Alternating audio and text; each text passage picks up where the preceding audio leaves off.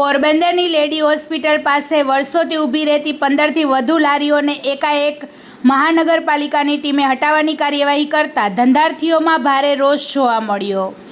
પોરબંદરની રૂપાળીબા lady hospital પાસેની ગલીમાં ઘણા વર્ષોથી કોઈને નડતરરૂપ ન થાય તે પ્રકારે ફળોની લારી રાખી 15થી વધુ ધંધાર્થીઓ પોતાનું ગુજરાન ચલાવતા હતા।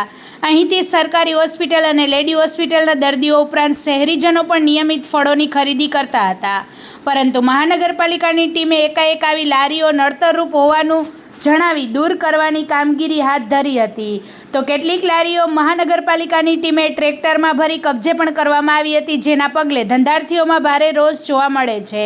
કોઈ પણ નોટિસ કે આગોતરી જાણ કર્યા વગર જ કાર્યવાહી થતાં ભારે આક્રોશની લાગણી જોવા મળે છે।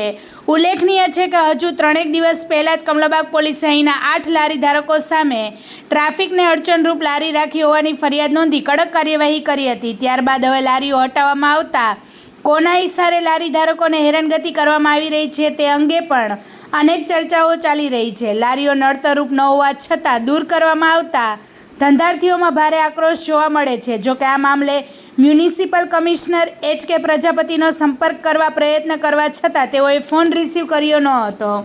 રિપોર્ટર સિદ્ધાર્થ બુદ્ધદેવ, પોરબંદર। વધુ સમાચાર જોવા માટે અમારી યુટ્યુબ ચેનલને સબસ્ક્રાઈબ કરો અને અમારા ફેસબુક પેજ અને ઇન્સ્ટાગ્રામ પેજને ફોલો કરો।